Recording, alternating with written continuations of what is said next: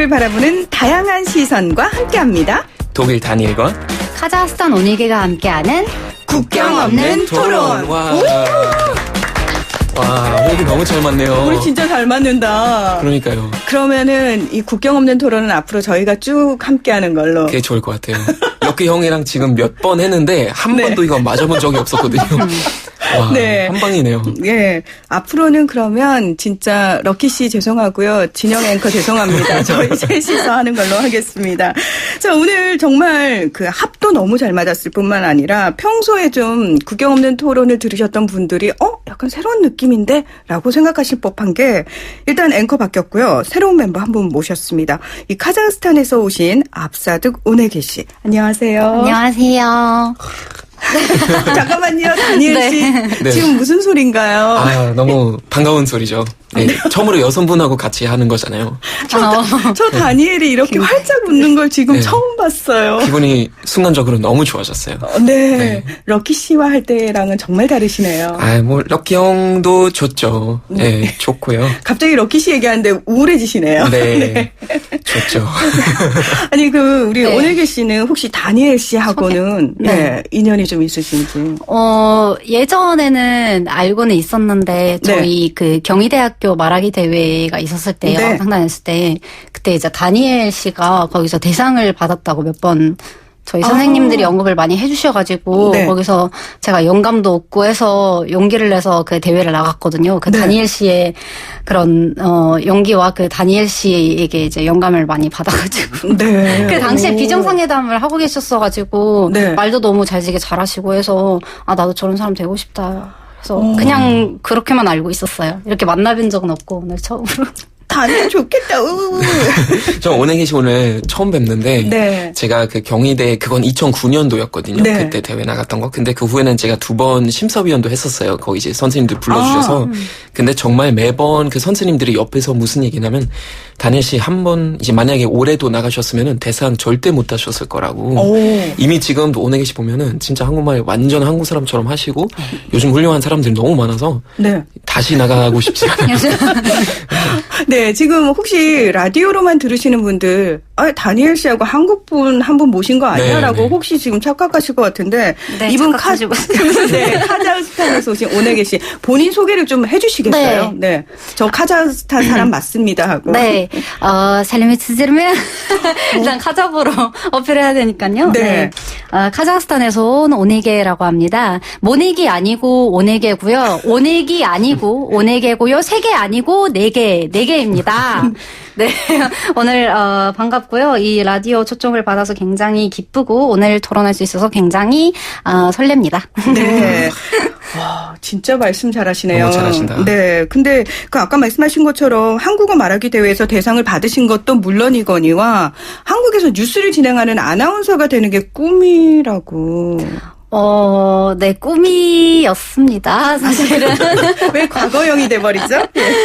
제가 이제 한글 공부를 처음 시작했을 때 언어가 너무 아름다워가지고, 원래 전공이 신방과 그쪽이었거든요. 그래서 앵커가 원래 꿈이었는데, 이제 한국어를 배우면서, 한국에서도 좀 앵커를 해보고 싶다. 이 언어를 정말 한국 사람처럼 구사를 해서 이렇게 하고 싶다라는 그런 생각이 있었는데, 이제 방송을 공부하다 보면은 사람의 방향이라는 게 많이 달라지잖아요. 그래서 아나운서도 지금은 지망엔 있지만 네, 다른 길도 많이 생각하고 있다는 점입니다. 네네. 너무 신기해요. 저 지금 계속 신기해가지고 진행을 해야 되는데 자꾸 구경을 하게 되는. 너무 잘하신다. 너무 잘하시네요. 네.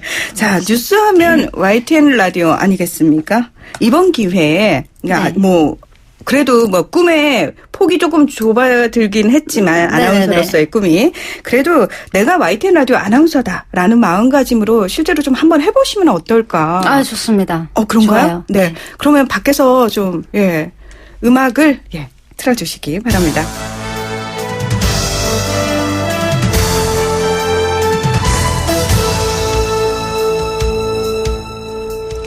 네, 방금 들어온 속보입니다. 카자흐스탄 출신 오네게 씨가 외국인 사상 최초로 YTN 라디오 아나운서로 발탁됐다는 소식인데요. 좀 더 자세한 소식은 잠시 후 이어지는 뉴스 시간에 전해드리겠습니다. 와, 감사합니다. 너무 멋지다. 자, 꿈을 이렇게 이루게 해주시네요. 진짜 순간 라디오 듣고 있는 느낌이었어요. 그러니까요. 네. 자, 여기서 확실하게 비교샷 들어가겠습니다. 다니엘 씨. 저도요? 네. 감독님 음악 주십시오.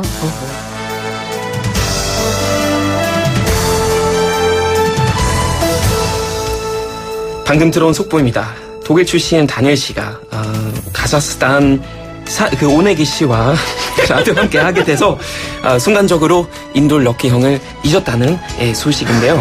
좀 더 자세한 소식은 잠시 후 이어질 뉴스 시간에 전해드리겠습니다. 너무 센스 있으시다. 진짜 센스 있으시다. 지금 갑작스럽게 시키시니까 너무 당황했네요. 예, 역시 한국어 발음 잘하세요. 네. 오네기 씨보다는 살짝 떨어지지만, 센스로, 확보를 하셨고요. 자, 이제 본격적으로 저희가 국경 없는 토론 들어가 볼 텐데요.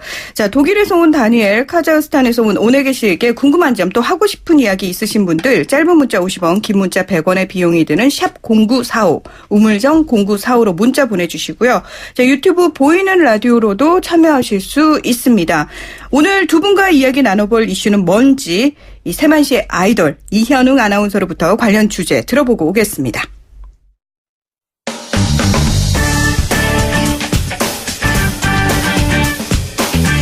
하나, 둘, 셋. 안녕하세요. 세만시의 아이돌 이현웅입니다. 11년 전 미성년자를 대상으로 성범죄를 저질렀던 미국의 억만장자 제프리 앱스타인이 또다시 미성년자 성범죄 혐의로 검찰에 기소됐습니다. 검찰은 앱스타인이 의도적으로 미성년자들과 접촉해왔다며 기소했지만 앱스타인은 미성년자인지 몰랐다며 무죄를 주장하는 상황인데요. 이에 미국 여론의 관심은 앱스타인이 11년 전과 마찬가지로 사법 권력의 특혜를 누릴 것이냐에 초점이 맞춰지고 있습니다. 앱스타인은 11년 전에도 종신형을 받을 위기였지만 가명 협상으로 13개월 징역형을 받았고 그마저도 출퇴근을 하면서 특혜 논란을 일으켰는데요. 국경 없는 토론, 오늘의 주제는 유전무죄, 무전유죄, 전 세계 사법정의 현주소는 어디일까입니다.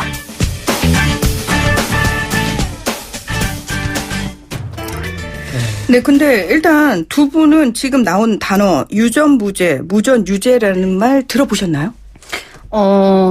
이 단어를 그렇게 많이 접해본 건 아니지만, 네. 많이 들어봤어요, 좀. 그러니까 많이 접해본 건 아니지만 조금 들어봤어요. 그러니까 알고는 계시는 거죠? 네, 알고는 있었습니다. 저도 우리가 옛날에 어학당에서 관련해서 한번 그 자덤회 했었던 기억이 나고요. 네. 그 다음에 방송에서도 이제 옛날에 자주 나왔던 그런 단어이긴 한데, 저도 한국에서 처음 제대로 접해본 것 같습니다. 네. 그러니까 이게 이제 많은 한국 분들은 농담으로라도 사실은 얘기를 하는 부분인데 이 부분이 이제 평소에 많은 불만이 사실은 좀 쌓여 있고, 네. 그런 부분들을 일상적으로 많이 얘기를 하는데 참고로 말씀을 드리면은 그 예전에 지강원 씨라고 영화 홀리데이 라는 영화가 나오기도 했었는데 이제 본인은 560만 원을 훔쳐서 보호 감호를 합쳐서 17년형을 선고를 받았는데 이에 반해서 수백억 원에 달하는 횡령, 탈세, 뇌물 혐의를 저지른 전경환 씨, 당시 그 전두환 씨의 동생이죠. 전 대통령의. 네. 그래서 7년형을 선고를 받게 됩니다. 그마저도 대통령 특사로 복권이 되고 이에 불만을 품고 이제 벌인 일이라고 할 수 있는데 궁금한 것이 독일이라든지 카자흐스탄에도 이런 얘기들을 혹시 하는지. 네. 저희는 사실 그 똑같은 말, 그러니까 유전무죄, 무전유죄라는 말 그대로는 없고요. 그러니까 제가 못 들어본 것 같아요. 그러니까 굳이 약간 비슷한 말 꼽자면 돈은 세상을 지배한다라는 말이 있어요. Geld regiert die Welt. 그런 말이 있긴 한데 그것도 자주 쓰기도 하고. 근데 이제 한국만큼 약간 이렇게는 화제 개념이 아닌 것 같아요.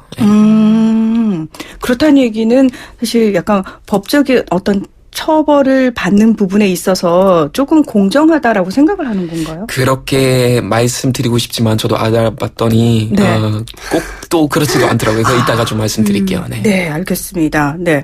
자, 앞서 이야기 나온 그 미국의 억만장자인 제프리 앱스타인의 경우 11년 전 최소 36명의 미성년자를 대상으로 성행위를 강요했다. 그래서 종신형을 선고받을 위기였는데 당시 검사와 플리바게닝 이 단어도 워낙 국제뉴스에 많이 나오는데요. 감형 협상을 해서 네, 정말 이례적으로 검찰이 불기소 처분을 하게 됩니다. 네. 더 놀라운 건 13개월 징역형을 받았는데 일주일에 6일은 12시간씩 사무실에서 일을 할 수 있도록 출퇴근을 허용해 줬다고 하는데 이걸 이제 많은 분들이 딱 들었을 때 만약에 이 사람이 그렇게 억만장자가 아니고 일반인이었어도 과연 이런 판결이 나왔을까? 이 부분인 것 같아요. 그러니까 여기에 의문 부호가 찍히기 때문에 많은 분들이 이제 여기에 대해서 좀 불만을 가지기도 하는 것 같아요. 어떠세요? 당연히 불만을 가질 만한 문제죠. 네. 네. 제가 이 뉴스를 근데 접했을 때 예전에도 근데 이런 상황들이 굉장히 많이들 있었잖아요. 네. 뭐 한국뿐만 아니라 솔직히 카자흐스탄에도 이런 상황이 굉장히 많아요. 돈 있는 놈이 뭐 하늘을 난다. 막 이런 속담까지 있어요. 아시바다 독바람에 오냐면 그러니까 돈이 있는 사람이 돈 없는 사람이랑 절대 안 섞인다. 네네. 물과 기름 같다라는 말이 있어가지고 그래서 이런 뉴스를 굉장히 많이 접했는데 접하면 뭔가 어느 정도 무뎌질 법한데 이제 뭐 세상은 그런가 보다라고 생각할 만한데 또 접할 때마다 굉장히 화나고 이거는 사실 돈으로 법이라는 게 규칙이잖아요. 그 규칙의 선에서 이제 넘으면 너는 벌을 받는다라는 그런 개념인데 그걸 그냥 돈으로 덮어버리면 솔직히 법을 개정을 하거나 법을 만들 필요가 없었잖아요. 그렇죠. 네, 그래서 저는 굉장히 일단 어이가 없었고 근데 그렇다고 해서 저희가 권력을 가진 사람들도 아니기 때문에 이거에 어떻게 간섭을 한다거나 그렇게 할 수도 없어서 한편으로는 뭔가 의기소침해지는 그런 게 있는 것 같아요. 답답하죠. 답답하고, 예. 저는 이거 보고 깜짝 놀랐어요. 13개월 징역을 받았는데 일주일에 그러니까 6일 동안 계속 근무하면서 하루 12시간씩 사무실에 있었잖아요. 네. 그걸 생각해보면 그러면 집에서 잠만 자는 거잖아요. 그러니까 그 수치소 가서. 네. 네. 그러니까 호텔이잖아요. 호텔 개념이죠. 그리고 이제 네. 7일이니까 마지막 쉬는 날 그냥 교도소에서 그냥 쉬다가 다시 나오는 그런 형태잖아요. 그럼 사실 생각하면 말이 안 되는 벌 받는 게 아닌 거죠. 네. 근무 다 하고 뭐 오히려 그동안 집에서 월세를 안 내도 되니까 호텔 개념이죠 뭐. 네. 다니엘 씨가 약간 흥분하고 화가 나니까 큰 눈이 더 커지시네요. 굉장히 지금 사실은 저희 모두가 조금 감정적으로 이건 너무한 거 아니야? 라는 얘기들을 지금 하고 있는데 이번에 같은 경우에는 최대 45년형에 처해질 수 있는 그 상황이라고 하거든요. 근데 문제는 뭐냐면 이번에 또 이 특권체에 과연 사법정의가 제대로 실현될 수 있을 것인가를 이제 사람들이 더 주목을 하고 있다는 거죠. 왜 한 번 전례가 있었기 때문에. 자, 그렇다면 이 뭐 도널드 트럼프 현 대통령뿐만 아니라 빌 클린턴 전 대통령 또 영국의 앤드류 왕자와도 친분이 굉장히 돈독한 사이라고 하고요. 이분의 능력이 이걸 능력이라고 해야 되는지는 모르겠습니다. 아무튼 상상을 초월하는데 그 11년 전 당시 감형 협상에 관여한 검사 가운데 한 명이 현재 노동부 장관을 하고 있고요. 네네. 그리고 당시 그 앱스타인을 변호한 로펌이 있는데 현재 법무장관이 그 로펌 출신이고요. 예. 자, 이렇게 된다면 과연 공정한 판결이 나올 수 있을 것이냐. 이번에도 힘들지 않겠느냐. 이런 얘기가 당연히 따라 나온다는 거죠. 그 사람이 보니까 본인이 그 미성년자라는 사실을 몰랐다고 주장하더라고요.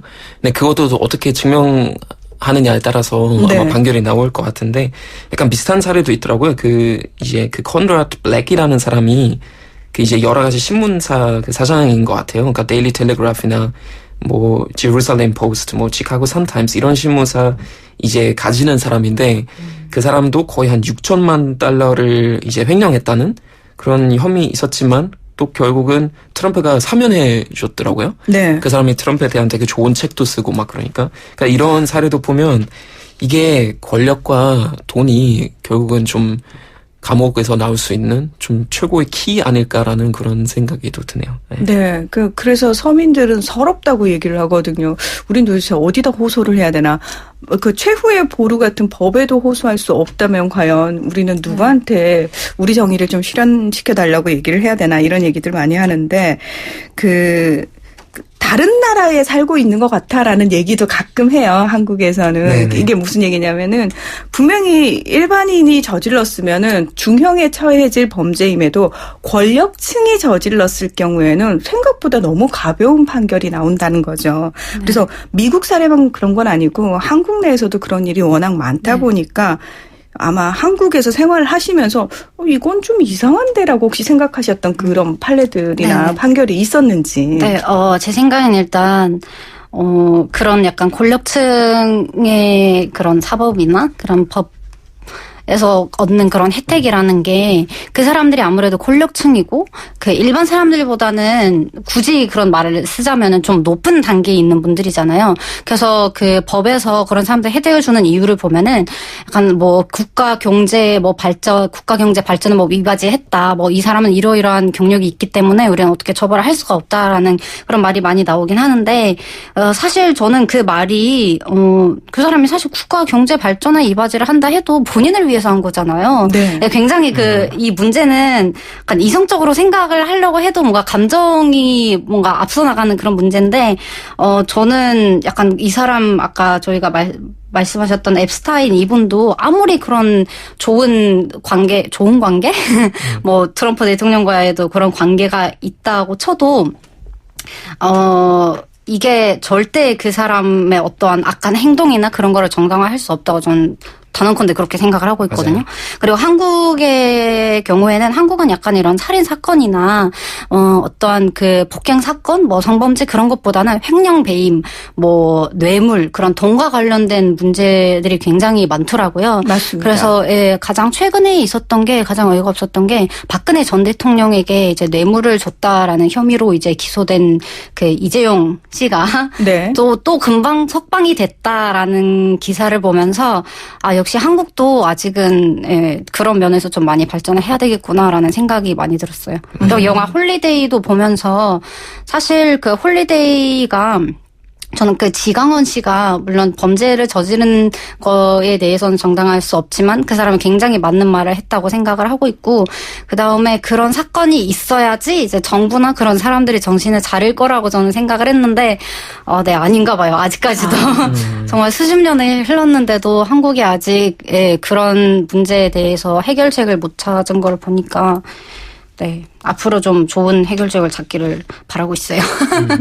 그런 사건도 있었더라고요. 어떤 버스 기사가 2,400원 횡령했다는 그런 혐의로 이제 체포됐었는데 네. 동시에 어떤 대기업 뭐 부회장이었나?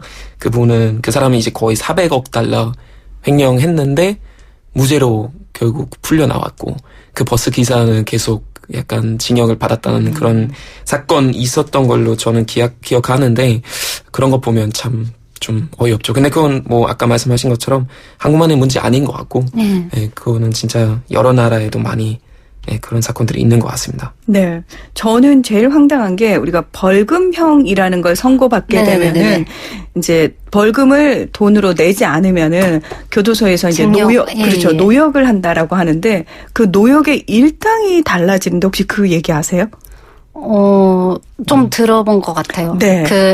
이게 YTN 뉴스에서 나온 얘기인데요. 제가 유튜브로 찾아보니까, 네. 그 어떤 분이 대진그룹인가 대전그룹인가 그분이 이제 회장이, 원래 수백억의 그런 돈을 횡령을 했는데 그 이제 정해진 벌금 있잖아요. 네. 그 벌금을 이제 내야 되는데 하루 그 교도소에서 하루를 보냈다고 해서 그 벌금을 5억 원이나 줄여줬대요. 네, 그래서 일반인이면은 절대 그 불가능한 거를 그리고 아까 그 다니엘 씨가 말씀해주신 2,400원이랑 뭐 수백억을 이렇게 횡령한 그분이랑 차이점이 뭐냐면 수백억을 가진 사람이 벌금형으로 더 많은 돈을 내서 그 이제 징역을 줄이거나 뭐 집행유예를 그렇게 진행을 한다거나 할 수 있지만 사실 2,400원이나 이제 뭐 10,000원짜리 그런 절도 사건을 보면 솔직히 그렇게 큰 금액은 아니거든요. 그래서 뭐 10,000원짜리 뭐 100,000원짜리 그런 거를 절도한 사람들은 당연히 낼 돈이 없으니까 징역형을 그렇게 선고받는 거고 그래서 저는 개인적으로 벌금형 자체가 굉장히 문제가 있다고 생각해요. 그래서 제가 지하철을 많이 타는데 이제 전철역을 보면은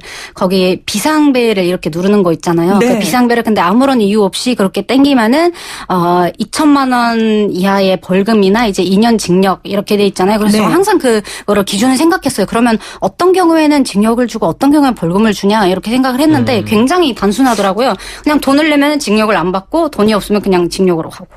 그래서 굉장히 불공평하다라는 생각이 들었어요. 왜냐면 자본주의 사회에서는 많이 굉장히 많네요. 네, 자본주의 사회에서는 그 소득의 분배가 불공평한 사회인데 그 법이나 사람의 행동을 그런 돈으로 결정하면 굉장히 당연히 불공평한 그런 사회가 되겠죠. 네. 그래서 저도 이제 그걸 보면서 누군가는 일당을 5만 원으로 치는데 네. 누군가는 지금 말씀하신 것처럼 5억 원으로 쳐주는 이런 것도 사실 유전무죄, 무전유죄의 한 유형이 아닐까. 네. 그런 생각이 들더라고요.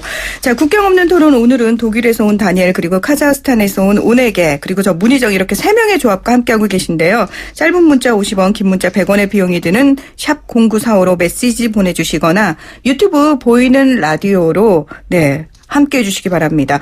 지금 유튜브에 우리 윤지혜님께서 얼마 전 4천억 원을 횡령 배임한 부영 이중근 회장이 20억 원의 보석금을 내고 석방됐죠. 생계형 단순 절도 등의 범죄자들은 실형을 선고받는 데에 반해서 많은 경제사범들은 보석금을 내고 석방되는 사례가 많은 것을 보면 유전무죄, 무전유죄는 공공연한 사실이라고 생각합니다. 이렇게 예. 자, 저희가 그 앞서서 앱스타인 이야기를 했습니다만 미국의 경우 브루킹스 연구소 보고서에 의하면 부모 소득이 낮을수록 수감률이 증가한다는 결과도 있었다고 하거든요. 독일이나 카자흐스탄의 경우는 어떤가요? 이 유전무죄, 무전유죄 판결들이 존재를 하겠죠? 좀 소개해 주실 만한 내용들이 있나요? 저는 알아봤는데 사실 좀 소개할 만한 내용이 딱히 없더라고요. 근데 이제 그 부모 소득이 낮을수록 수감률이 증가한다는 그런 결과는 참 슬픈 결과인 것 같은데 독일은 이제 뭐 전반적으로 어떻게 얘기할 수 있는지 잘 모르겠지만 저는 좀 약간 아니라고 생각하는 게 대학교 때 이제 우리 엄마랑 저랑만 있으니까 별로 돈이 없었어요. 근데 저는 한번 지갑을 이제 도둑 맞아가지고 지갑 없이 그냥 기차를 탔는데 경찰한테 잡혔어요. 근데 저는 이제 그냥 도둑 맞았다고 얘기했더니 네. 그래도 그것도 좀 봐주시고 또 그게 어떤 벌금도 그냥 별로 그런 건 없었어요. 내가 우리 좀 돈이 없다고 했더니 좀 봐주시는 그런 경우 있었는데 근데 이제 전반적으로 어떻게 사회적으로 그거 풀어나갈 수 있을지 잘 모르겠어요. 네. 굉장히 독특한 경험을 하셨네요. 네. 네. 역시 독일. 감사했죠. 되게 고마웠죠. 오네게 씨 역시 독일이라고 표현하신 이유는? 우리나라에서는 사실 이런 큰 사건보다는 그냥 일반인들이 어떠한 그 범죄를 저질렀을 때 경찰들의 뇌물을 그렇게 잘 받아요. 네. 굉장히 안타깝게도 네, 뇌물을 굉장히 잘 받고 그래서 뉴스 같은 것도 보면은 막 음주운전이나 굉장히 그 사소한 뭐 살인 사건이나 아까 횡령죄보다는 그나마 좀 사소한 문제들에 대해서는 약간 별 인식이 없는 것 같아요. 솔직히 그런 게 좀 사소한 걸로부터 시작을 하거든요. 네. 그리고 카자흐스탄에 정말 그 끔찍한 어떤 사건이 있었는데, 그러니까 부모 소득과 관련해서 그 돈 없는 사람들이 카자흐스탄의 피겨스케이팅 선수 데니스 텐이라고 혹시 아시죠? 네. 네, 데니스 텐이 이제 살인을 당했는데 그 이유가 뭐였냐면 그 살인을 저지른 이제 2명이 걔한테 돈이 있을까봐 그 사람의 얼굴도 모르고 그냥 돈 있을까봐 가서 이제 돈 달라고 했더니 돈을 안 주니까 이제 살인 사건을 저지르고 그렇게 도망갔는데 알고 보니까 그게 저희 카자흐스탄에서 가장 정말 귀한 존재이신 그 데니스 텐이었던 거예요. 그래서 네, 굉장히 우리나라에서도 이슈가 됐었죠. 그렇죠. 예. 그래서 이 부모 소득이 낮을수록 수감률이 조금 증가한다라는 결과는 어느 정도 좀 맞긴 맞는 것 같아요.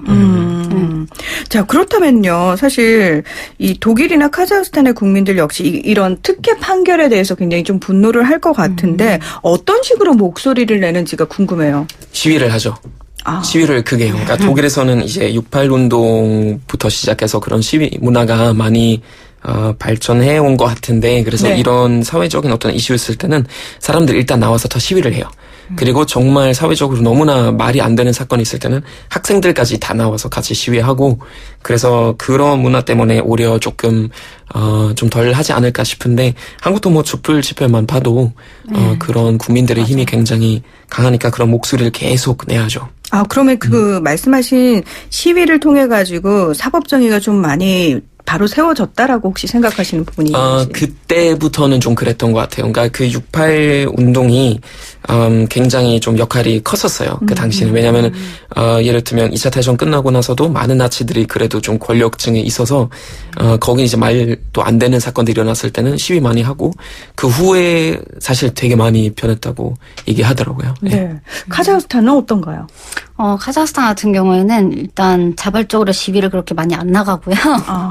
저희가 이제 독립한 지 이제 불과 25년밖에 안 됐어요. 근데 민주주의가 이루어지려면은 좀 시간이 좀 오래 걸리잖아요. 뭐 혁명도 있어야 되고 일단 사람들의 그런 사상이나 생각이 바뀌려면 시간이 좀 걸리는데 그래서 25년밖에 안 돼가지고 저희가 민주주의 국가긴 하지만 한 100% 민주주의는 아니거든요. 그래서 사람들이 권력층에 대한 어떤 두려움을 갖고 있어서 시위를 잘 못 나가요. 네네. 그리고 시위 그 데모가 합법화되고 이제 허용이 됐는지도 진짜 얼마 안 됐거든요. 그래서 사람들이 이런 경우가 있으면은 그냥 집에서 이건 진짜 너무 불공평하다. 어떡하지? 그냥 이 목소리를 내지를 못하고 내고 싶은데 일단 본인들도 잡힐까봐 그런 약간 두려움으로 인해서 목소리를 잘 못 내고. 근데 그렇다고 해서 그런 사건들이 많이 이루어지지는 않아요. 아까 제가 말씀드렸던 것처럼 굉장히 사소한 문제들이 있긴 하지만 그런 큰 규모의 사회적 이슈가 될 만한 것들이 없어서 사람들의 이런 유전무죄, 무전유죄에 대한 그런 인식도 그렇게 심각하지는 않은 것 같아요. 그럼 얘기를 듣고 보니까 사실 독일 같은 경우에는 그래도 이제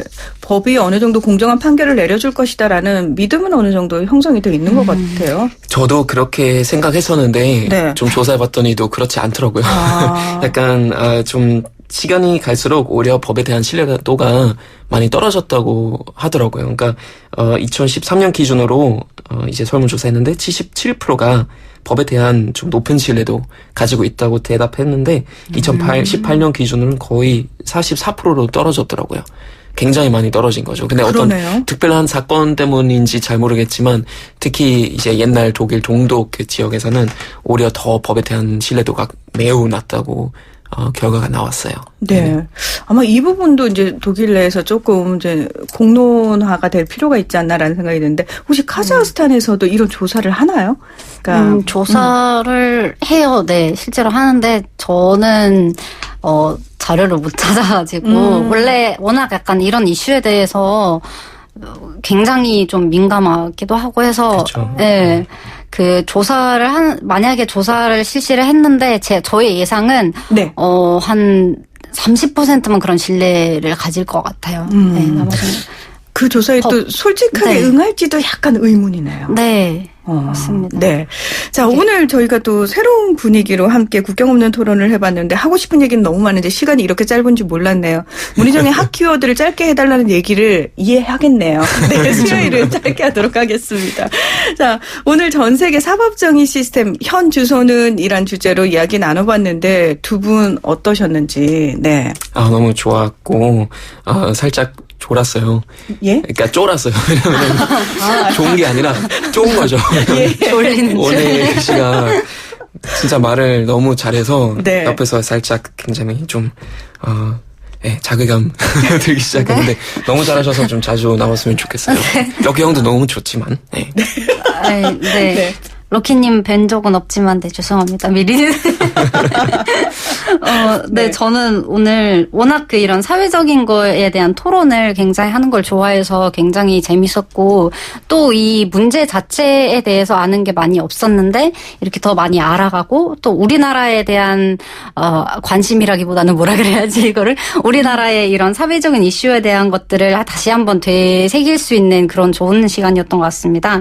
그리고 마지막으로 제가 말씀드리고 싶은 게 이제 법이라는 것도 사실 재판도 사람이 하는 거잖아요. 다 네. 똑같은 인간이고 그래서 이런 문제들이 발생할 수밖에 없다고 저는 생각을 하고 그냥 인간이기 때문에 뭔가 인간적인 면에서 좀 더 많이 발전을 해야 되는 것 같아요. 이거 아무리 어떠한 규칙을 세워놓고 너는 이성적으로 이걸 판단을 해야 돼. 이렇다기보다는 정말 인간적인 면에서 도덕적인 면에서 더 많이 교육을 시켜야 한다고 저는 생각하고 있습니다. 아우 제가 할 얘기까지 정리 깔끔하게 해주신 오늘 계시 고맙습니다.